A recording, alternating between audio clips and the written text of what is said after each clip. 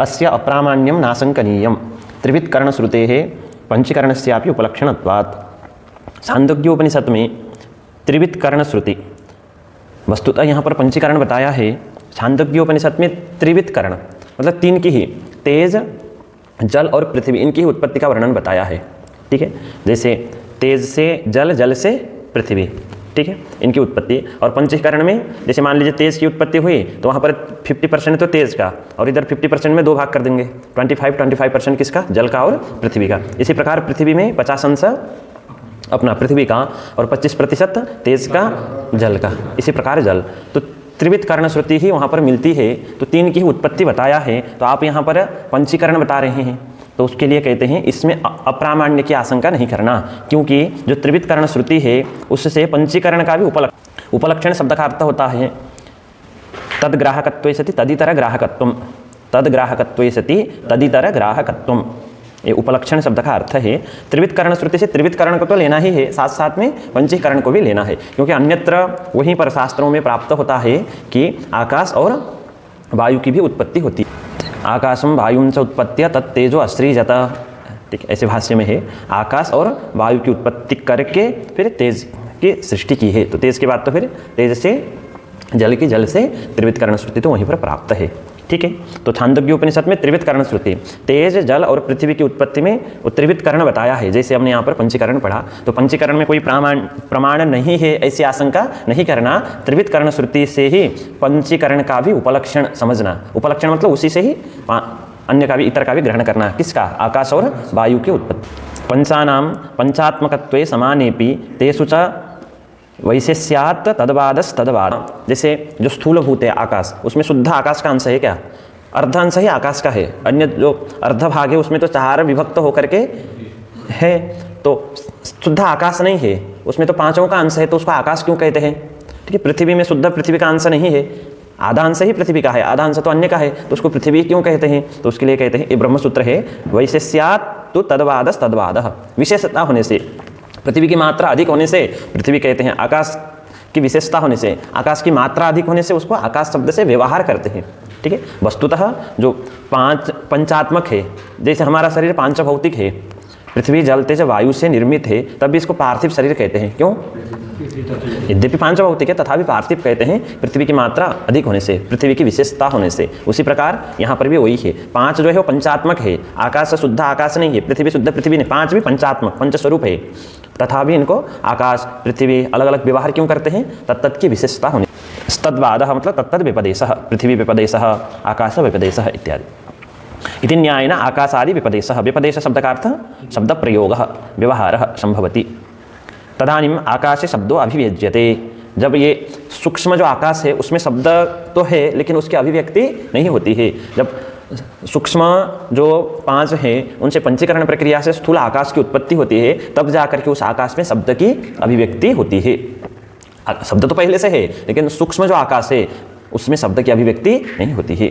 आकाश से शब्दों अभिव्यज्यते, वायौ शब्द स्पर्शौ, वायु में कौन कौन से गुण अभिव्यक्त होते हैं, शब्द और स्पर्श। चलिए, अग्नौ शब्द स्पर्श रूपाणि, अग्नि में कौन कौन से गुण अभिव्यक्त होते हैं, शब्द स्पर्श और रूप। जल में रूप नहीं है, रूप की अभिव्यक्ति नहीं होती है। फिर तेज में आते ही एक गुण बढ़ गया रूप। फिर अपसु, जल में आते ही रस भी बढ़ा दीजिए, शब्द स्पर्श रूप रसाः, कुत्र अभिव्यज्यन्ते, जले अपसु। पुनः पृथिव्याम शब्द स्पर्श रूप रस गंधाः। तो यहाँ पर समझना ये है कि देखिए, न्याय शास्त्र के अनुसार पृथ्वी में शब्द नहीं है, जल में भी शब्द कहाँ पर है, सिर्फ आकाश में है। वेदांत शास्त्र के अनुसार जल में भी शब्द है, प्रतीत होता है, जल बहने पर शब्द की प्रतीति नहीं होती है, वायु में अलग से शब्द की प्रतीति होती है। ठीक है, अग्नि में भी भुक भुक शब्द की उत्पत्ति होती है। पंचदशी में बताया भी है किस किस प्रकार के शब्द कहाँ कहाँ रहते हैं। तो पांचों में पृथ्वी जल तेज वायु आकाश, सब में शब्द की अभिव्यक्ति होती है, शब्द सिर्फ आकाश का गुण नहीं है। ठीक है, अन्य तो समान है, जैसे गंध सिर्फ पृथ्वी में ही है, यहाँ पर भी वहाँ पर भी ऐसा ही है। और एक चीज़ ये समझना है, जैसे ये सारे गुण कारण गुण के प्रक्रम से होते हैं, यहाँ पर हमको ये समझना है, जैसे आकाश में भी गंध तो है, आकाश में गंध है, लेकिन उसकी अभिव्यक्ति वो अभिभूत होता है अन्य गुण के द्वारा। ठीक है, तो आकाश जो स्थूल आकाश है उसमें सिर्फ किसकी अभिव्यक्ति होती है, शब्द अभिव्यज्यते कहा, ठीक है, उसकी अभिव्यक्ति होती है तो पहले से, लेकिन उसकी अभिव्यक्ति होती है। उसी प्रकार वायु में शब्द तो जैसे आकाश का ही कार्य है वायु, आकाशाद वायु कहा था ना, कारण के गुण से कार्य में गुण उत्पन्न होते हैं। तो जो आकाश में जो शब्द है वो वायु में आ जाए, वायु में भी होगा, लेकिन वायु में एक अधिक गुण जो है अभिव्यक्त होगा, वो कौन सा? स्पर्श, ठीक है। और अग्नि में, तेज में शब्द स्पर्श तो कारण से आ जाएंगे, और एक गुण अधिक अभिव्यक्त होगा जिसका नाम है रूप। और जल में शब्द स्पर्श रूप तो कारण के गुण से आ ही गए, और एक गुण कौन सा अभिव्यक्त होगा? अधिक, रस। और पृथ्वी में इसी प्रकार गंध, इन सब, ठीक है। एतेभ्यः पंचकृतेभ्यो भूतेभ्यो भूर्भुवः स्वर्मः जनस्तप सत्यम इत्येतन्नामकानाम् उपरि उपरि विद्यमानानाम् अतल वितल सुतल रसातल तलातल महातल पाताल नामकानाम् अधोअधो विद्यमानानां लोकानां ब्रह्माण्डस्य तदन्तर्गत चतुर्विध स्थूल शरीराणां तदुपतित अन्नपानादीनां च उत्पत्तिर्भवति। अपंचीकृत सूक्ष्म तन्मात्राएं थे, उनसे पंचीकृत स्थूलभूत की उत्पत्ति। जो पंचीकृत स्थूलभूत है उनसे किन किन की उत्पत्ति होती है बता दें। एतेभ्यः पंचकृतेभ्यः भूतेभ्यः, यह जो पंचीकृत स्थूलभूत है इनसे, ये सब पृथ्वी है ना, भू तो पृथ्वी लोक है, उससे ऊपर होने वाले भुवः स्वः मह जनः स्तपः सत्यम, ये ऊपर के लोक है। इन लोक की उत्पत्ति होती है किससे? किससे उत्पत्ति? पंचीकृत स्थूलभूत से, ठीक है। फिर इससे अध में होने वाले कुछ लोक है, भूलोक से नीचे विद्यमान, कौन कौन से? अतल वितल सुतल रसातल तलातल महातल पाताल, ठीक है। तो ये जो चतुर्दश भुवन है इनकी भी उत्पत्ति होती है किससे? फिर ब्रह्मांड की उत्पत्ति भी पंचीकृत स्थूलभूत से। और ये जो ब्रह्मांड के अंतर्गत जो चतुर्विध स्थूल शरीर है, ये जो ब्रह्मांड है इसमें चतुर्विध स्थूल शरीर है, इनकी भी उत्पत्ति किससे होती है? जो हमारा जो स्थूल शरीर है इसकी उत्पत्ति किससे? पंचीकृत स्थूलभूत से। जो पंचीकृत जो आकाश आदि है उनसे ही चतुर्विध स्थूल शरीर की भी उत्पत्ति होती है। तो पंचीकृत स्थूलभूत से ऊपर विद्यमान भूर्भुवः स्वः मह इत्यादि लोक का, और नीचे नीचे विद्यमान अतल वितल इत्यादि का, ब्रह्मांड का, ब्रह्मांड के अंतर्गत विद्यमान चतुर्विध जो स्थूल शरीर है इनकी भी उत्पत्ति होती है। इतना ही नहीं, स्थूल शरीर की उत्पत्ति होगी, ठीक, तो स्थूल शरीर उपभोग किसका करेगा? तो तद उपचित अन्नपानादीनाम, तदुपचितानाम अन्नपानादीनाम, ठीक है, उनके लिए उपयोगी जो अन्नपान है उनकी भी उत्पत्ति होती है किससे? पंचीकृत स्थूलभूत से, ठीक है। तो यहाँ पर कहा चतुर्विध शरीराणाम च उत्पत्तिर्भवति, तो चार प्रकार के शरीर कौन कौन से हैं तो उसका निरूपण करते हैं। चतुर्विध शरीराणि तो जरायुजा अंडज स्वेदजो उद्भिजाख्यानि, ठीक है। जरायुजम अंडजम शरीरम है उसका विशेष है, इसलिए जरायुजम अंडजम स्वेदजम उद्भिजम, ठीक है। तो ये सब आख्या है नाम जिनके, उनको कहेंगे जरायुजा अंडज स्वेदज उद्भिजाख्यानि चतुर्विध शरीराणि, ठीक है। तो जरायुजानि जरायुभ्यो जातानि मनुष्य पश्वादि, गर्भ का उपस्तंभक जो पूटक है उसी को जरायु कहते हैं, उससे उत्पन्न होने से जो मनुष्य का शरीर है उसको जरायुज कहते हैं। तो जरायुजानि जरायुभ्यो जातानि, जरायु से उत्पन्न मनुष्य और पशु आदि से अन्य भी हो सकते हैं, ठीक है, जो भी मतलब जरायु से उत्पन्न होते हैं उनको लेना। तो इन सबको क्या कहेंगे? जरायुज। इन सब का जो शरीर है उनको जरायुज शरीर। अंडजानि अंडेभ्यो जातानि पक्षी पन्नगादीनि, पक्षी है, पन्नग मतलब सर्प है, इन सब का जो शरीर है उसको कहा जाता है अंडज। क्यों? क्योंकि अंड से उत्पन्न होते हैं। स्वेदजानि स्वेदेभ्यो जातानि यूक मशकादीनि, स्वेद है, स्वेद मतलब उनसे उत्पन्न होने वाले जो कृमि है यूक मशक आदि, उनका जो शरीर है उनको कहा जाता है स्वेदज शरीर, ठीक है। उद्भिजानि भूमि उद्भिद्य जातानि लता वृक्षादीनि, ठीक है, कक्ष वृक्षादीनि ऐसा भी पाठ मिलता है। तो भूमि उद्भिद्य, भूमि को उद्भेदन करके निकलने वाले जो लता है वृक्ष है उनका जो शरीर है उसको कहा जाता है उद्भिज शरीर, ठीक है।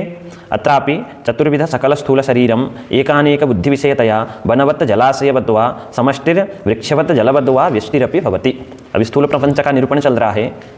ये जो चतुर्विध जो सकल स्थूल शरीर है उसमें एक बुद्धि विषयता होगी समष्टि के अभिप्राय से, अनेक बुद्धि विषयता होगी व्यष्टि के अभिप्राय से। तो यहाँ पर भी समष्टि भी होगी व्यष्टि भी होगी, ठीक है। तो एक बुद्धि विषयतया समष्टि, अनेक बुद्धि विषयतया व्यष्टिरपि भवति। एतत् समष्टि उपहितं चैतन्यं वैश्वानरो विराट् इति उच्यते सर्वनराभिमानित्वात् विविधं राजमानत्वात् च। स्थूल शरीर है, सभी स्थूल शरीर अभिमानी, जितने भी स्थूल शरीर है चार प्रकार के, उन सबका अभिमान करने वाला एक जो वो समष्टि के अभिप्राय से अभिमान करने वाला एक जो चैतन्य होगा उसका नाम है वैश्वानरः विराट, ठीक है। दो संज्ञाएं। जैसे वहाँ बताया था कारण प्रपंच का जो अभिमानी है समष्टि के अभिप्राय से, सकल कारण प्रपंच का अभिमान करने वाला जो चैतन्य होगा उसको कहा था ईश्वर, ठीक है। और व्यष्टि के अभिप्राय से कारण शरीराभिमानी जो चैतन्य है उसका नाम था प्राज्ञ। फिर उसी प्रकार सूक्ष्म शरीर, जितने भी सकल जो सूक्ष्म शरीर है, सकल सूक्ष्म शरीर कहिए, सूक्ष्म प्रपंच कहिए, एक ही बात है, उसको अभिमान करने वाला समष्टि उपाधि से उपस्थित जो चैतन्य था उसका नाम हिरण्यगर्भ, सूत्रात्मा इत्यादि बताया था। उसी प्रकार जो एक एक जो सूक्ष्म शरीर है उनका अभिमान करने वाला जो व्यष्टि उपाधि से उपहित चैतन्य है उसका नाम है तेजस। उसी प्रकार जो चतुर्विध जो स्थूल शरीर है, ठीक है, इन सब में एक बुद्धि विषयता होगी तो बनम के समान एकत्व का व्यवहार होगा। सकल स्थूल शरीर में एकत्व का व्यवहार किससे? समष्टि के अभिप्राय। वो जो सकल स्थूल शरीर का अभिमान जो चैतन्य करता है उसका नाम है विराट अथवा वैश्वानर, ठीक है। और प्रत्येक जो स्थूल शरीर है उनका जो अभिमान करता है उसको आगे बताएंगे विश्व, ठीक है। तो एतत् समष्टि उपहितम चैतन्यम वैश्वानरः विराट, विश्वानर है वह वैश्वानर, विश्व है नर है, नरे संज्ञायाम सूत्र है उससे आकार हो जाता है विश्वानरः, विश्वानर एव वैश्वानरः, ठीक है। इसका नाम वैश्वानर क्यों पड़ा? उसके लिए हेतु कहते हैं सर्वनर अभिमानित्वात्, ठीक है। सभी नर का अभिमान, सभी शरीर का अभिमान होता है। अभिमान मतलब एक प्रकार का, जैसे ये जो स्थूल शरीर है अपना नहीं है, स्थूल शरीर मेरा है करके जो हमें ज्ञान होता है उसी को कहते हैं अभिमान, ठीक है। ये जो विश्वानर है समष्टि उपाधि से उपहित चैतन्य, उसको क्या सकल जो स्थूल शरीर है उसका अभिमान होता है, ठीक है। इसलिए इसको क्या कहा जाता है? वैश्वानरः, ठीक है। सर्व नर अभिमानित्वात्, सभी नर, सभी जो स्थूल शरीर है उसका अभिमान होने से इसका नाम क्या हुआ? वैश्वानरः, ठीक है। विविधम राजमानत्वाच्च विराट, विविधम विराजते इति विराट, राजदीप्तो धातु है, अनेक प्रकार से, ठीक है, राजमान है ना, द्योतित होने से, विद्यमान होने से उसको विराट कहते हैं, ठीक। अश्चैषा समष्टिः स्थूल शरीरम अन्न विकारत्वात् अन्नमय कोशः स्थूल भोगायतनत्वात् स्थूल शरीरम जागृत इति च व्यपदिश्यते। यह जो वैश्वानर की जो समष्टि है, ठीक है, उसको स्थूल शरीर कहा जाता है, अन्नमय कोशः कहा जाता है। स्थूल शरीर क्यों कहते हैं? अन्न विकारत्वात्, अन्न का विकार होने से, ठीक है। स्थूल शरीर है, सूक्ष्म शरीर की अपेक्षा स्थूल होने से स्थूल शरीर कहेंगे, और अन्न का विकार होने से इसको अन्नमय कोशः। तो स्थूल शरीरम के लिए आगे हेतु दिया स्थूल भोगायतनत्वाच्च स्थूल शरीरम। स्थूल शरीर क्यों कहते हैं? स्थूल भोग का आयतन, ठीक है, जो स्थूल पदार्थ है उनका भोग का आयतन, पात्र होने से, जिससे भोग होता है उसको भोगायतन कहते हैं। भोग का आयतन है शरीर, शरीर के द्वारा ही सुख दुख का साक्षात्कार होता है। तो स्थूल भोग का आयतन होने से इस शरीर का नाम क्या हुआ? स्थूल शरीरम, ठीक है। स्थूल शरीरम जागृत इति च व्यपदिश्यते, ठीक है, इसको जागृत भी कहा जाता है। व्यपदिश्यते मतलब ऐसा शब्द प्रयोग, व्यपदेश, व्यवहार किया जाता है। एतद् व्यष्टि उपहितम चैतन्यम विश्व इति उच्यते, ठीक है। ये जो स्थूल शरीराभिमानी, स्थूल शरीर का अभिमान करने वाला व्यष्टि उपाधि से उपहित जो चैतन्य है उसका नाम है विश्व, ठीक है। सूक्ष्म शरीराभिमानम अपरित्यज्य स्थूल शरीरादि प्रविष्टत्वात्, सूक्ष्म शरीर का जो अभिमान है उसका परित्याग किए बिना ही स्थूल शरीर में प्रविष्ट करने से यह जो व्यष्टि उपाधि से उपहित चैतन्य है उसका नाम है विश्व, ठीक है। अत्रापि यसा व्यष्टि स्थूल शरीरम अन्न विकारत्वादेव हेतुः अन्नमय कोशो जागृत इति च उच्यते। यह जो व्यष्टि है उसको भी स्थूल शरीर कहा जाता है और अन्नमय कोश भी कहा जाता है। स्थूल शरीर क्यों कहा जाता है? उसके लिए ऊपर वाला ही हेतु, स्थूल भोगायतनत्वात्, ठीक है। और अन्नमय कोश क्यों कहा जाता है? अन्न का विकार होने, सकल प्रपंच का अभिमान करता है, ठीक है, इसलिए उसको ईश्वर कहेंगे। कारण शरीर का ही अभिमान करने से, ठीक है, प्रत्येक है कारण शरीर, प्रत्येक शरीर का जो अभिमान करता है चैतन्य उसका नाम हुआ प्राज्ञ, ठीक है। अब एक सूक्ष्म प्रपंच है, सकल सूक्ष्म शरीर है, उन सबका अभिमान जो करता है उसको कहेंगे सूत्रात्मा, हिरण्यगर्भ, क्योंकि वो जो चैतन्य है सभी सूक्ष्म शरीर के अंदर प्रविष्ट है, उसका अभिमान होता है कि सकल सूक्ष्म शरीर में ही हूँ, ठीक है। तो इसलिए तो सकल सूक्ष्म शरीर का अभिमान, सूक्ष्म प्रपंच का अभिमान करने से वो समष्टि के चलते ही होता है, समष्टि उपाधि से उपहित होने से ही उसको क्या होता है? सकल सूक्ष्म शरीर का अभिमान होता है, इसलिए उसको सूत्रात्मा, हिरण्यगर्भ। वहीं पर प्रत्येक में अगर व्यष्टि बुद्धि होगी, व्यस्तता बुद्धि, मतलब प्रत्येक में, जैसे प्रत्येक जो सूक्ष्म शरीर है उसका अभिमान करेगा तो उसी का नाम हो जाएगा। उसी प्रकार ये जो सकल स्थूल शरीर है, ठीक है, उसमें प्रविष्ट वो समष्टि के अभिप्राय से ही होता है, व्यष्टि के अभिप्राय से तो प्रत्येक में अभिमान होगा, तो प्रत्येक स्थूल शरीर में अभिमान करेगा जो चैतन्य उसका नाम विश्व, ठीक है। और सकल स्थूल शरीर का जो अभिमानी है सर्वनराभिमानी उसका नाम हुआ वैश्वानरः, ठीक है। तदानीम, देखिए यहाँ पर भी तदानीम आया, जो ईश्वर और प्राज्ञ है उनकी स्थिति, वो आनंद का अनुभव कब करते हैं? सुषुप्ति अवस्था में, क्योंकि जो कारण प्रपंच है वो सुषुप्ति अवस्था में अथवा प्रलय अवस्था में रहता है, कारण शरीर अज्ञान मात्र ही रहता है, ठीक है, इसलिए वहाँ पर तदानीम शब्द का अर्थ सुषुप्तौ अथवा प्रलये, ऐसा ईश्वर के लिए प्रलय कहा था। और जो सूत्रात्मा और तेजस थे उनके लिए तदानीम शब्द का अर्थ स्वप्न, स्वप्न में भी मनोवृत्ति के द्वारा सूक्ष्म विषय का आनंद का अनुभव करते हैं, तो क्या आया था। उसी प्रकार ये जो विश्व और वैश्वानर है, ये तो विश्व वैश्वानरौ, ठीक है, आनंदम अनुभवत कदा जागृत अवस्था, तदानीम शब्द का अर्थ जागृत अवस्थायाम। तो विश्व वैश्वानरौ दिग्वातारक वरुणाश्विभिः कर्मान् नियंत्रितेन श्रोत्रादि इंद्रिय पंचकेन, ठीक है। आगे 3-4 लाइन आगे देखिए आप लोग, सर्वान एतान स्थूल विषयान अनुभवतः, मिला, सर्वान एतान स्थूल विषयान अनुभवतः, एतौ विश्व वैश्वानरौ स्थूल विषयान अनुभवतः, स्थूल विषय का अनुभव करते हैं। तो अलग अलग इंद्रिय के द्वारा अलग अलग विषय का, ठीक है। और जो इंद्रियां होते हैं, इंद्रिय के भी तत्त देवता है, तत्त इंद्रिय के तत्त देवता है, उन देवताओं से नियंत्रित होकर के तत्त इंद्रिय के द्वारा तत्त विषय का उपभोग करते हैं। तो तदानीम एतौ विश्व वैश्वानरौ सर्वान एतान स्थूल विषयान अनुभवतः, तदानीम इत्युक्ते जागृत अवस्थायाम ये जो विश्व और वैश्वानर है स्थूल विषय का अनुभव करते हैं। कौन कौन से इंद्रिय से कौन कौन से विषय का अनुभव करते हैं, और जो इंद्रियां हैं कौन कौन से देवता से नियंत्रित होते हैं वो बताते हैं क्रम से।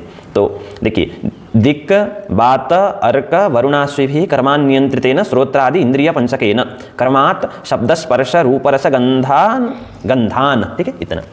देखिए, दिक् देवता है, ठीक है, उससे नियंत्रित होकर के श्रोत्रेंद्रिय से किसका अनुभव करेगा, ये जो स्थूल शरीर है अथवा विश्व और वैश्वानर है, ये दिक् से नियंत्रित होकर के श्रोत्रेंद्रिय से शब्द का अनुभव करते हैं, ये दोनों। फिर वात मतलब वायु, ठीक है, वायु देवता से नियंत्रित होकर के श्रोत्रेंद्रिय के द्वारा किसका अनुभव करते हैं, स्पर्श का, क्रम से। अर्क मतलब सूर्य, सूर्य से नियंत्रित होकर के कौन से इंद्रिय के द्वारा, ठीक है, क्योंकि क्रम से श्रोत्रादि इंद्रिय पंचकेन, श्रोत्र है, श्रोत्र के बाद वायु से स्पर्श, वायु से हमने त्वक इंद्रिय को लिया था, फिर अर्क से चक्षुरिंद्रिय, तो चक्षुरिंद्रिय से किसका करेगा, रूप का, ठीक है। उसी प्रकार वरुण से नियंत्रित होकर के रसनेन्द्रिय से रस का, उसी प्रकार अश्विनी है ना, अश्विनी कुमार से नियंत्रित होकर के ये जो घ्राणेन्द्रिय है उससे किसका अनुभव करते हैं, गंधान। तो देखिए, दिग्वातारक वरुणाश्विभिः ये देवता हो गए, क्रम से नियंत्रित होकर के श्रोत्रादि जो इंद्रिय पंचक है उनके द्वारा क्रम से, श्रोत्रादि 5 इंद्रिय से क्रम से शब्द स्पर्श रूप रस गंधान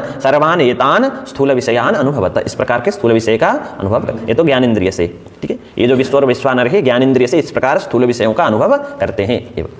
फिर आगे, इंद्र उपेंद्र यम प्रजापति भी क्रमान नियंत्रितेन बाघादि इंद्रिय पंचकेन, कर्मेंद्रिय के द्वारा, जो बाघादि जो कर्मेंद्रियां हैं क्रम से, क्रमाद, ठीक है। सबसे पहले है वचन, तो इंद्र से, इंद्र जानते ही हैं, ठीक है, इंद्र देवता से नियंत्रित होकर के, है ना, अच्छा अग्नि है, हाँ, अग्नि देवता से, ठीक है, अग्नि देवता से नियंत्रित होकर के वाक, ठीक है, जो वाग इंद्रिय है कर्मेंद्रिय, उससे किसका अनुभव करते हैं, वचन का, ठीक है। और इंद्र से नियंत्रित होकर के, है ना, आदान, पानी के द्वारा किसका अनुभव करते हैं, आदान का, ठीक। उसी प्रकार उपेंद्र, उपेंद्र मतलब विष्णु, ठीक है, विष्णु से नियंत्रित होकर के पाद के द्वारा किसका अनुभव करते हैं, गमन का, पाद, ठीक है। और उसी प्रकार यम के द्वारा नियंत्रित होकर के वायु के द्वारा विसर्ग का, और प्रजापति के द्वारा नियंत्रित होकर के उपस्थ के द्वारा आनंद का अनुभव करते हैं। आनंदान एतान सर्वान, ठीक है, स्थूल विषयान अनुभवत। उसी प्रकार चंद्र है ना, विसर्ग आनंदांश अनुभवत, ये हो गया ना, आनंदान अनुभवत। फिर उसके बाद चंद्र चतुर्मुख शंकराच्युतैः, चंद्र से है ना, चतुर्मुख ब्रह्म है, शंकर अच्युत विष्णु है, इनसे क्रम से नियंत्रित होकर के जो अंतःकरण है, मन बुद्धि अहंकार और चित्त, क्रम चित्ताख्य ना अंतरिंद्रिय चतुष्केण, जो अंतःकरण है, अंतरिंद्रिय जो 4 हैं, उनसे क्रम से संकल्प निश्चय अहंकार और चैतान, है ना, चिंतन है चित्त का कार्य, उसी को चैत, है ना, चैत्य शब्द से कहा, ठीक है। तो चैतान बहुवचन का रूप है, अनुभवतः, ठीक है। चंद्र से नियंत्रित होकर के मन के द्वारा किसका अनुभव, संकल्प का। चतुर्मुख से नियंत्रित होकर के अहंकार के, बुद्धि के द्वारा निश्चय का। फिर हाँ, शंकर से नियंत्रित होकर के अहंकार के द्वारा अहंकारी, अहंकारी मतलब अभिमान। और अच्युत से नियंत्रित होकर के चित्त के द्वारा है ना, चिंतन विषय से चैत्त, ठीक है, चित्त संबंधी। उस एतादृश सर्वान एतान स्थूल विषयान अनुभवता। तो आप लोग को ये लिखना है कि सबसे पहले तो देवताओं के नाम लिखना है, ठीक है, दिग्वातार के, फिर उसके नीचे इंद्रियों के नाम लिखना है, फिर उसके नीचे विषय के। तो तत्त देवता से नियंत्रित होकर के तत्त इंद्रिय के द्वारा तत्त विषयों का अनुभव करते हैं। कौन करते हैं अनुभव, विश्व और वैश्वानर। कब कब, जागृत अवस्था में। इस प्रकार तत्त देवताओं के द्वारा नियंत्रित होकर के तत्त इंद्रियों से तत्त विषयों का अनुभव करते हैं। जागरित स्थानो वही प्रज्ञ इत्यादि श्रुते है।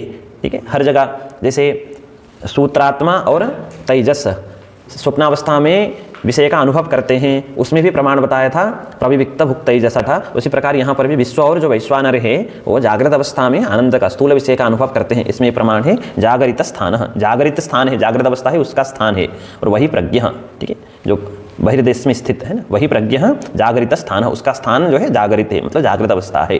अत्रापि अनयोः स्थूल व्यष्टि समष्टियोः तदुपहित विश्ववैश्वानरयोश्च वनवृक्षवत् तदवच्छिन्न आकाशवच्च जलाशय जल तद्गत प्रतिबिंब आकाशवच्च पूर्ववत अभेदः। ये तो तीनों जगह कारण प्रपंच, सूक्ष्म प्रपंच और स्थूल प्रपंच का निरूपण करेंगे। तो सबसे पहले तो स्थूल प्रपंचाभिमानी जो चैतन्य है, एक समष्टि से उपहित है, एक व्यष्टि से उपहित है। तो सबसे पहले तो उपाधि में अभेद कर देना, व्यष्टि और यहाँ पर समष्टि में अभेद, और व्यष्टि और समष्टि उपाधि से उपहित जो चैतन्य है विश्व और वैश्वानर, उनमें भी अभेद। किसके प्रकार? उदाहरण, वन और वृक्ष में अभेद पहले, और वनावच्छिन्न आकाश, वृक्षावच्छिन्न आकाश में जिस प्रकार अभेद है उसी प्रकार। अथवा जल में और जलाशय में अभेद, और जलगत प्रतिबिंब में और जलाशयगत प्रतिबिंब में जिस प्रकार अभेद है, प्रतिबिंब आकाश में जिस प्रकार अभेद है उसी प्रकार समष्टि उपहित और व्यष्टि उपहित जो यहाँ पर विश्व और वैश्वानर है, इन दोनों में भी पूर्ववत अभेद।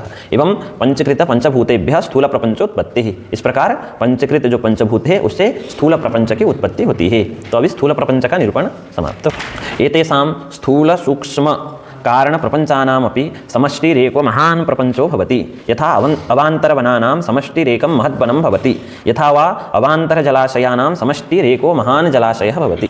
स्थूल सूक्ष्म प्रपंच, तीन प्रकार के प्रपंच हो गए, स्थूल सूक्ष्म और कारण प्रपंच। भी एक समष्टि होती है, ठीक है, समष्टिरेको महान् प्रपंचो भवति। इन तीनों समष्टि को मिला देंगे तो एक प्रपंच होगा जिसका नाम होगा महान् प्रपंच। ठीक है, स्थूल सूक्ष्म कारण प्रपंचों का एक जो समष्टि है, ठीक है, उसको हम क्या कहेंगे? महान। तीनों को मिला देंगे तो एक प्रपंच हो गया जिसका नाम हो गया महान प्रपंच। जिस प्रकार उदाहरण से बताते हैं, यथा अवान्तर वनानां समष्टिरेकं महद्वनं भवति। जो अवान्तर वन है, छोटे छोटे वन है, उन सबको मिला करके क्या होता है? महद्वन। यथा वा अवान्तर जलाशयानां समष्टिरेको महान जलाशयः। एतद उपहितम वैश्वानरादि ईश्वर पर्यंतम। ये जो समष्टि है, महान जो समष्टि है, उससे उपहित कौन है? देखिए, कारण प्रपंचाभिमानी समष्टि उपाधि से उपहित जो चैतन्य है उसका नाम तो सिर्फ ईश्वर। उसी प्रकार सूक्ष्म शरीराभिमानी व्यष्टि उपाधि से उपहित जो चैतन्य है उसका नाम तेजस। उसी प्रकार जो स्थूल शरीराभिमानी है व्यष्टि उपाधि से उपहित जो चैतन्य है उसका नाम हो गया विश्व। अलग अलग नाम है। अब इन सब स्थूल सूक्ष्म कारण प्रपंच का भी एक महान समष्टि है, उस समष्टि से उपहित का एक प्रपंच बना दिया। तीन प्रपंच को, स्थूल सूक्ष्म कारण प्रपंच थे, ठीक, इन तीनों को मिलाकर के एक समष्टि है ना, समष्टि बना। उस समष्टि से उपहित कौन है? सब हो जाएंगे जो भी थे, ठीक है, ईश्वर और प्राज्ञ, इधर सूत्रात्मा और तेजस, और विश्व और वैश्वानर, ये सब क्या हो जाएंगे?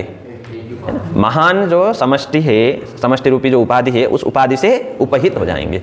समझ में आया? सिर्फ कारण शरीराभिमानी व्यष्टि उपाधि से उपहित कहेंगे तो एक ही नाम आएगा, प्राज्ञ। ठीक है, उसी प्रकार जैसे स्थूल शरीराभिमानी समष्टि उपाधि से उपहित कहेंगे तो एक ही नाम आएगा, है ना, वैश्वानर। स्थूल शरीराभिमानी कहा था, ठीक है, स्थूल प्रपंचाभिमानी। उसी प्रकार इन तीनों, ये जो तीन प्रपंच का भी निरूपण किया, स्थूल सूक्ष्म और कारण, इन प्रपंच का भी एक क्या हो, एक महान समष्टि। उस समष्टि से उपहित कौन है पूछेंगे तो सभी हो जाएंगे, क्योंकि एक प्रपंच माना ना, समष्टिरेको महान प्रपंचो भवता। एतद उपहितम वैश्वानरादि ईश्वर पर्यंतम। ये जो समष्टि उपाधि है उससे उपहित कौन है? वैश्वानरादि ईश्वर पर्यंतम चैतन्यम अपि अवान्तर वनावच्छिन्न आकाशवत अवान्तर जलाशय जलगत प्रतिबिंब आकाशवच्च एकमेव। ठीक है, अब सकल में अभेद करना है।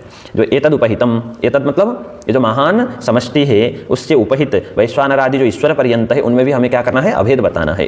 ठीक है, किस प्रकार अभेद है तो उदाहरण बताते हैं। अवान्तर वनावच्छिन्न आकाशवत जलाशय जलगत प्रतिबिंब आकाशवच्च। ठीक है, अवान्तर जो वन है, ठीक है, अवान्तर वन मतलब छोटे छोटे वन है, ठीक है, तो अवान्तर वन से अवच्छिन्न जो आकाश है, ठीक है, उसमें कोई अभेद है? अवान्तर वनावच्छिन्न जो आकाश है उसमें क्या है? अभेद है। जलाशय जलगत प्रतिबिंब जो आकाश, ठीक है, जो महान एक जलाशय है, उस जलाशय में एक आकाश है और जलाशय के प्रतिबिंब में एक आकाश है, दोनों आकाश में अभेद है। उसी प्रकार वैश्वानर से ईश्वर पर्यंत जो एक ही समष्टि उपाधि से उपहित है ना, एक जो महान प्रपंच है, जिस समष्टि को लेकर के एक प्रपंच कहा, उस समष्टि से उपहित वैश्वानर से लेकर के ईश्वर पर्यंत में भी क्या है? अभेद है। वस्तुतः उसमें भेद नहीं है। भेद व्यवहार क्यों होता है? तत्तद अभिमान करने से। ठीक है। कारण शरीर का अभिमान करेगा तो उसको प्राज्ञ कहेंगे, सकल प्रपंच का कारण प्रपंच का अभिमान करेगा तो इसको ईश्वर कहेंगे। या अभिप्राय के विशेष से, व्यष्टि के अभिप्राय से, समष्टि के अभिप्राय से उसमें एकत्व अनेकत्व व्यवहार हो रहा है। वस्तुतः परमार्थतः हम देखें तो वैश्वानर से ईश्वर पर्यंत में क्या है, अभेद है। जिस प्रकार अवांतर वनावच्छिन्न आकाश, अवांतर जलाशय, जलगत प्रतिबिंब आकाश में अभेद है, वो एक ही है। आभ्याम महाप्रपंच तदुपहित चैतन्याभ्याम तप्ताय पिंडवद अविविक्तम सद अनुपहितं चैतन्यम सर्वं खलु इदं ब्रह्म इति महावाक्यस्य वाच्यं भवति, विविक्तं सल लक्ष्यमपि भवति। पहले भी बताया था, वनों को मिला देंगे तो ये क्या हो जाएगा, महान वन हो जाएगा, ठीक है, समष्टि के अभिप्राय से। उसी प्रकार ये जो 3 प्रकार की जो समष्टि है, 3 प्रकार के जो प्रपंच है, उनको मिला देंगे तो एक महान प्रपंच हो जाएगा। महान प्रपंच से उपहित कौन है, वैश्वानर से लेकर के ईश्वर पर्यंत। उससे अनुपहित कोई चैतन्य है कि नहीं, है ना। जैसे वन है, वनावच्छिन्न आकाश है, वृक्ष है, वृक्षावच्छिन्न आकाश है। वन और वृक्ष का आधारभूत होते हुए भी एक अनुपहित आकाश है जो शुद्ध आकाश है, वस्तुतः एक ही है जो, ठीक है। उसी प्रकार उपाधि से उपहित, उपाधि का आधारभूत होते हुए भी जो अनुपहित चैतन्य है उसका नाम है तुरीय चैतन्य कहा था। चतुर्थम शिवम अद्वैतम मन्यन्ते करके आया था। वही जो चतुर्थ है शुद्ध ब्रह्म वही है, वह जो शुद्ध ब्रह्म है, ठीक है। तप्ताय पिंडवत अविविक्तम सद वाच्यम विविक्तम सल लक्ष्यम भवति, ठीक है। ये जो महाप्रपंच है, महाप्रपंच से उपहित कौन है, एक चैतन्य विशेष है जिसको हम वैश्वानर आदि से ईश्वर पर्यंत कह सकते हैं। महाप्रपंच से उपहित कौन है, वैश्वानर से लेकर के पर्यंत। इन ये सब अलग अलग है या एक है, तो उसको हम एक चैतन्य कहेंगे। महाप्रपंच से उपहित जो चैतन्य, और उससे अनुपहित एक शुद्ध चैतन्य है कि नहीं, वो जो अनुपहित शुद्ध चैतन्य है वही वस्तुतः लक्ष्यार्थ है। तत्त्वमसि आदि जो वाक्य है उनका लक्ष्यार्थ है। वो कैसे लक्ष्यार्थ होता है, कैसे वाच्यार्थ होता है, पहले भी बताया था। तप्ताय पिंडवत, जैसे तप्ताय पिंड है, उसमें जब तक विवेक नहीं होता है तब वह्नि का धर्म अय में भाषित होता है, अय का धर्म वह्नि, क्योंकि दोनों में दो जो धर्मी है उनमें तादात्म्य अध्यास होता है, दोनों अभेद है ऐसा हमें भ्रम होता है, ठीक है। अयो दहति ऐसा कहते हैं, वस्तुतः अय में दग्धृत्व धर्म नहीं है। वह्नि वर्तुलः ऐसा प्रयोग होता है, वह्नि में वर्तुलत्व धर्म नहीं है। उसी प्रकार ये जो महान जो प्रपंच है उससे उपहित जो चैतन्य है उससे अतिरिक्त है करके हमें ज्ञान नहीं हुआ। कौन, एक तो महाप्रपंच से उपहित एक ही चैतन्य, ठीक है। ये जो वैश्वानर से लेकर के ईश्वर पर्यंत एक प्रपंच, ये महाप्रपंच से उपहित है, और एक शुद्ध चैतन्य है, किसी से भी उपहित नहीं है, वो किसी का कारण भी नहीं होता, किसी का कार्य भी। तो ये दो है, एक महाप्रपंच से उपहित चैतन्य है, एक अनुपहित, ठीक है। ये अय और वह्नि के समान है दोनों, ठीक है। तो ये अविविक्त होकर के जब भिन्न भिन्न है करके ज्ञान नहीं होता तो वही जो अनुपहित चैतन्य है उसका तत्त्वमसि आदि जो महावाक्य है, ठीक है, अथवा सर्वम खलु इदं ब्रह्म ये जो महावाक्य है उसका वाच्य कहा जाता है। और विविक्त पृथक पृथक रूप से जब ज्ञात हो जाएगा तो जो शुद्ध चैतन्य है उसको तत्त्वमसि आदि वाक्य का लक्ष्य कहा जाता है। तो आभ्याम महाप्रपंच तदुपहित चैतन्याभ्याम अविविक्तम सत्य कथम कहेंगे तो तप्ताय पिंडवत्तम। तो अविविक्तम सद अनुपहितम चैतन्यम, जो अनुपहित तुरीय जो चैतन्य है वह सर्वम खलु इदं ब्रह्म इत्यादि जो महावाक्य है उसका वाच्य होता है। विविक्तम सत्य, पृथक पृथक रूप से जब ज्ञात हो जाएगा तो जो शुद्ध चैतन्य है वो महावाक्य का क्या होता है, लक्ष्य होता है।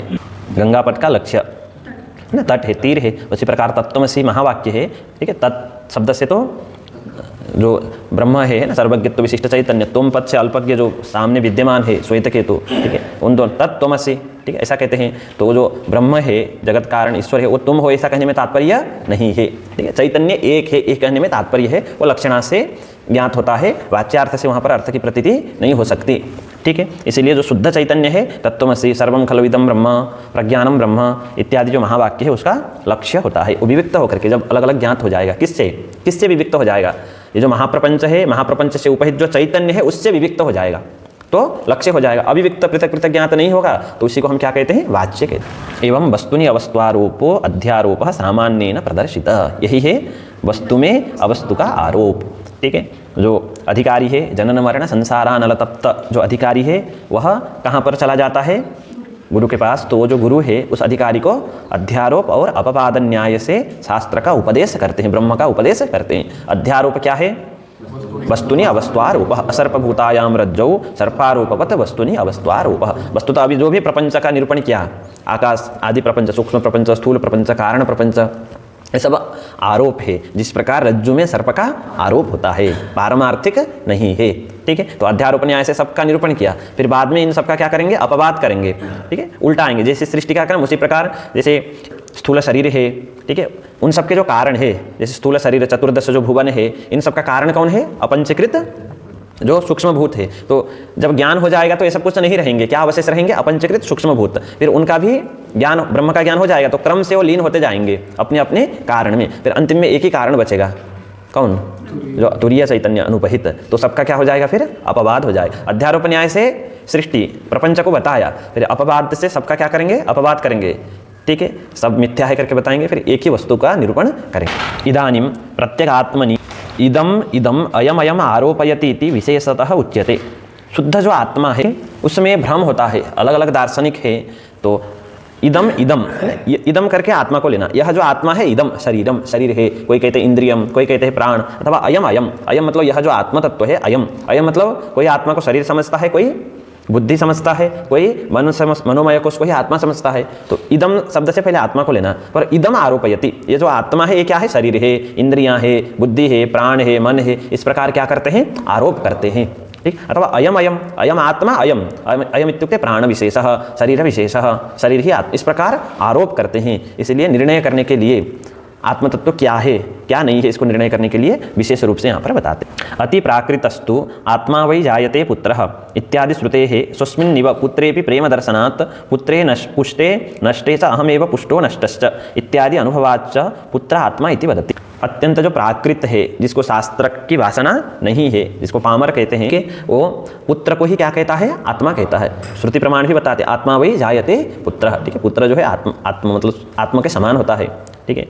तो आगे फिर अनुभव भी बताते हैं, स्वस्मिन्निव पुत्रे भी प्रेम दर्शनात्, जिस प्रकार अपने में प्रेम होता है उसी प्रकार पुत्र में भी प्रेम होता है। और पुत्रे पुष्टे नष्टे च अहमेव पुष्टो नष्टश्च, ठीक है, पुत्र पुष्ट हो जाए तो अहमेव पुष्टः, पुत्र नष्ट हो जाए तो अहमेव नष्टः इत्यादि अनुभव होने से पुत्र ही क्या है? आत्मा है इति वदति। चार्वाकस्तु सवा एष पुरुषो अन्नरसमय इत्यादि श्रुतेः प्रदीप्तगृहात् स्वपुत्रं परित्यज्यापि स्वस्य निर्गमनदर्शनात् स्थूलोऽहं कृशोऽहं इत्यादि अनुभवाच्च स्थूलशरीरम् आत्मा इति वदति, ठीक है। सवा एषा पुरुषो अन्नरसमयः, ठीक है, अन्नरसमय, अन्नमय जो कोश है, जो स्थूल शरीर है, इसी को अन्नरसमय कहते हैं, अन्नमय कोश को, यही पुरुष है। पुरुषः मतलब आत्मा, पुरुषः आत्मा कहा अन्नरसमय, ये जो स्थूल शरीर है यही क्या है? आत्मा है। यद्यपि वह श्रुति प्रमाण नहीं मानते हैं, तब भी वह मतलब अपना मत सिद्ध करने के लिए आपके अनुसार वो प्रस्तुत कर रहा है, वेदांत शास्त्र के अनुसार, क्योंकि वेदांति को बताना है ना, कहे तो चार्वाक कह रहा है, यद्यपि वो श्रुति प्रमाण नहीं मानता है, तथापि आपके अनुसार हम स्थूल हमारा जो मत है उसको हम सिद्ध करना चाहते हैं, सिद्ध कर सकते हैं करके प्रमाण बता रहा है। तो श्रुति प्रमाण से भी सिद्ध हो गया, अनुभव भी बताते हैं। प्रदीप्त गृहात् स्वपुत्रं परित्यज्यापि स्वस्य निर्गम दर्शनात्, जो प्रदीप्त घर है जहाँ पर तेज आग लगी है, उससे कभी कभी अपने पुत्र का परित्याग करके भी स्वयं निकल जाते हैं। तो और अनुभव भी होता है स्थूलोहम कृशोहम, ठीक है। स्थूलो अहम शब्द का विषय, अहम शब्द जो है आत्मा को विषय करता है, ठीक है। तो जैसे स्थूलो अहम, स्थूलत्व धर्म किसका है? स्थूलत्व कृशत्व धर्म शरीर का है, तो उसका अहम के साथ अभेद हो रहा है, तो अहम शब्द किसको विषय करता है? आत्मा को। तो स्थूलो अहम करके क्या सिद्ध हो जाएगा? जो स्थूल है वही आत्मा है, दोनों में अभेद है, दोनों में समान विभक्तिकत्व है। तो स्थूलत्व धर्म कृशत्व धर्म शरीर का है, और अहम शब्द किसको विषय करता है? आत्मा को। तो इससे स्थूलो अहम कृशोहम ऐसा हमें अनुभव होता है। इस अनुभव से क्या सिद्ध हो जाएगा? शरीर ही आत्मा है, क्योंकि स्थूलत्व और कृशत्व धर्म किसके हैं? शरीर। इसीलिए स्थूल शरीर में वह आत्मा, ये जो स्थूल शरीर है इसको ही क्या कहते हैं? आत्मा। कौन?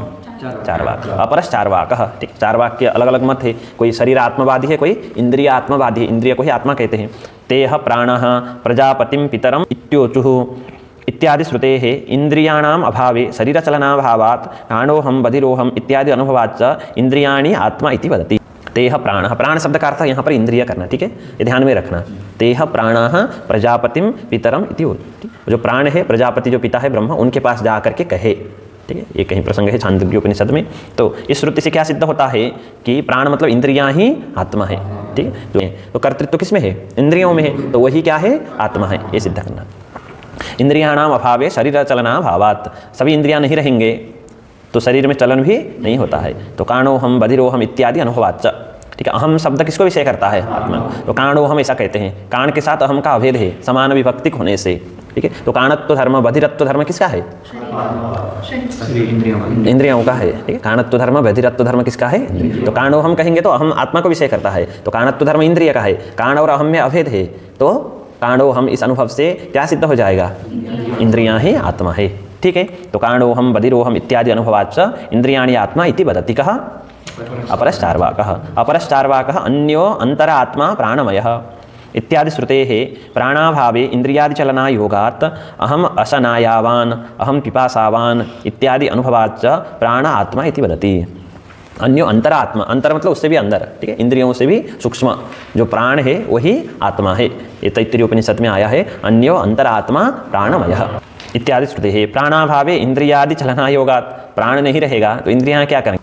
असनाया, असनाया मतलब बुभुक्षा, ठीक है, जो बुभुक्षा है और पिपासा है प्राण के धर्म है। जैसे बधिरत्व, काणत्व ये किसके धर्म है? इंद्रिय। स्थूलत्व, कृशत्व ये किसके धर्म है? शरीर के। उसी प्रकार असनाया मतलब बुभुक्षा, ठीक है, पिपासा पातुम इच्छा पिपासा, ये दोनों धर्म किसके हैं?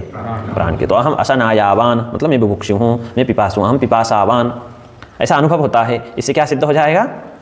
प्राण आत्मा, प्राण ही आत्मा है, ऐसा कहते हैं। अन्यस्तु चार्वाकः अन्यो अंतरात्मा मनोमयः। अपरस चार्वाक जो है मनोमय कोष को ही क्या कहता है? आत्मा कहता है, मन को ही, ठीक है। प्राण से भी अंदर सूक्ष्म विद्यमान जो मन है वही आत्मा है। क्योंकि अंतर पाठ है, कहीं अन्यतर भी है हमारी तरफ, अंतर ऐसा पाठ, ठीक है, यही प्रामाणिक है। अन्यो अंतरात्मा इत्यादि श्रुतेर मनसि सुप्ते प्राणादि अभावात् अहम संकल्पवान अहम विकल्पवान इत्यादि अनुभवाच्च मन आत्मा इति वदति। दो प्रमाण बता रहे हैं हर कोई, एक तो श्रुति प्रमाण, एक अनुभव प्रमाण, ठीक है। श्रुति प्रमाण है अन्यो अंतरात्मा मनोमयः, तैत्तिरीय उपनिषद में है, ठीक है। और मनस्य सुप्ते प्राणादि अभावात्, जब मन सुप्त हो जाएगा, मन कार्य नहीं करेगा तो प्राणादि भी कुछ कार्य नहीं करते हैं। तो मनस्य सुप्ते प्राणादि अभावात्, फिर अनुभव है अहम संकल्पवान अहम विकल्पवान। संकल्प विकल्प धर्म किसका है? मन का। तो अहम आत्मा को विषय करता है, अहम संकल्पवान अहम विकल्पवान, इस अनुभव से क्या सिद्ध हो जाएगा? मन ही आत्मा इति वदति। बौद्धस्तु अन्यो अंतरात्मा विज्ञानमयः। बौद्ध में 4 संप्रदाय हैं, सौत्रांतिक, वैभाषिक, माध्यमिक और योगाचार, ठीक है। योगाचार का मत है, आगे माध्यमिक मत भी बताएंगे, 2 मत का इसमें कोई उल्लेख नहीं है। क्षणिक विज्ञानमय आत्मा ऐसा कहते हैं। उनके मत के अनुसार विज्ञान सकल पदार्थ विज्ञान स्वरूप है, ज्ञान स्वरूप है, इसलिए आत्मा भी क्या है? विज्ञानमय। विज्ञान यहाँ मतलब बुद्धि को है ना, बुद्धि को ही, बुद्धि शब्द से ज्ञान को कहते हैं, जो वृत्ति है उसी को ही आत्मा कहते हैं। वो जो योगाचार है उनके मत के अनुसार सकल पदार्थ विज्ञान स्वरूप है, बुद्धि स्वरूप है, ज्ञान स्वरूप है, ठीक है। इसलिए क्षणिक, और वो जो ज्ञान है वो भी क्षणिक है। सकल पदार्थ क्षणिक है और ज्ञान रूप है। ये किसका सिद्धांत है? बौद्ध में भी योगाचार का, ठीक है, ये ध्यान में रखना। तो अन्यो अंतरात्मा विज्ञानमयः इत्यादि श्रुते है। कर्तुरभावे करणस्य शक्त्यभावात्, कर्ता नहीं रहेगा तो कर्ण कुछ कार्य नहीं कर सकते। तो यहाँ पर कर्ता किसको बनाना है? बुद्धि को बनाना है, ठीक है। तो और कर्ता हम भोक्ता हम इत्यादि अनुभवाच्च, मैं करता हूँ मैं भोक्ता हूँ इत्यादि अनुभव होने से बुद्धि आत्मा इति वदति, बुद्धि ही आत्मा है। ऐसा कौन कहता है? योगाचार। श्रुति प्रमाण क्या है? अन्यो अंतरात्मा विज्ञानमयः। कर्तुरभावे करणस्य शक्त्यभावात्, कर्ण है इंद्रियां, ठीक है। कर्ण क्या है? इंद्रियां, उनमें शक्ति नहीं रहेगी। किसके अभाव में? कर्ता के अभाव में। कर्ता नहीं होगा तो कर्ण कार्य, कुठार आदि कर्ण है वो कर्ता के अभाव में कार्य नहीं कर सकते, इसलिए हमें अनुभव भी होता है कर्ता हम भोक्ता हम। तो कर्तृत्व भोक्तृत्व धर्म किसके हैं? बुद्धि के हैं, ठीक है। वेदांत शास्त्र के अनुसार कर्तृत्व भोक्तृत्व धर्म किसके हैं? बुद्धि के हैं, अंतःकरण के हैं, ठीक है। इसीलिए हम कर्ता हम भोक्ता ऐसा अनुभव होता है। इसीलिए आत्मा क्या है? बुद्धि है। बुद्धि मतलब ज्ञान विशेष, बुद्धि शब्द से नहीं कहते हैं, विज्ञान ज्ञान शब्द से कहते हैं, ठीक है। प्राभाकर तार्किकौ तु अन्यो अंतरात्मा आनंदमयः इत्यादि श्रुतेर बुद्ध्यादीनाम अज्ञाने लय दर्शनात् अहम अज्ञो अहम अज्ञानी इत्यादि अनुभवाच्च अज्ञानम आत्मा इति। गुरु है ना, गुरु शब्द से भी उनको जानते हैं। प्रभाकर के अनुयायी, प्रभाकर गुरु है, उनके अनुयायी है प्रभाकर, मीमांसक है। तार्किक मतलब नैयायिक है। ये किसको आत्मा कहते हैं? अज्ञानम आत्मा इति वदत, उभौ अज्ञानम आत्मा इति वदत। उसमें प्रमाण है अन्यो अंतरात्मा आनंदमयः, ठीक है। उससे भिन्न है जो पूर्व उक्त है, ठीक है, प्राणमय मनोमय, उनसे भिन्न अंतर, ठीक। अंतर शब्द का अर्थ और भी सूक्ष्म, उससे अंदर विद्यमान आनंदमय है ना, आनंदमय, ठीक है। आनंदमय कोष जो कारण शरीर है उसको कहा जाता है। कारण शरीर मतलब अज्ञान, ठीक है। तो आनंदमय, अन्यो अंतरात्मा आनंदमय, आनंदमय से किसको? जैसे अन्नमय करके स्थूल शरीर को लिया जाता है, ठीक है। विज्ञानमय करके बुद्धि को, मनोमय करके मन को, उसी प्रकार आनंदमय करके अज्ञान को, ठीक है। तो इससे क्या सिद्ध होता है? अज्ञान ही आत्मा है। ये तो श्रुति प्रमाण से। आगे बुद्ध्यादि नाम अज्ञाने लय दर्शनात्, बुद्ध्यादि का अज्ञान में क्या हो जाता है? लय हो जाता है। अहम अज्ञो, अहम अज्ञान इत्यादि अनुभवाच्च, अहम अज्ञ ऐसा अनुभव होता है। तो अहम आत्मा को विषय करता है और ये जो अज्ञत्व धर्म है वो किसका है? अज्ञानित्व का या अज्ञत्व धर्म किसका है? अज्ञान का। ठीक है, अज्ञानित्व का ये। ठीक, इस अनुभव से क्या सिद्ध होता है? अज्ञान ही आत्मा है। वस्तुतः जो प्राभाकर है, तार्किक नैयायिक है, अज्ञान शब्द से वहाँ नहीं कहते हैं। उनके द्वारा अभिमत जो आत्मा है वो हमारे मत में वेदांत शास्त्र के अनुसार क्या है? अज्ञान है। समझ में आया? ठीक है, वह जिसको आत्मा कहते, वो अज्ञान शब्द से नहीं कहते हैं, लेकिन जिसको वो आत्मा कहते हैं वो यहाँ पर वो अज्ञान स्वरूप है, इसलिए इस प्रकार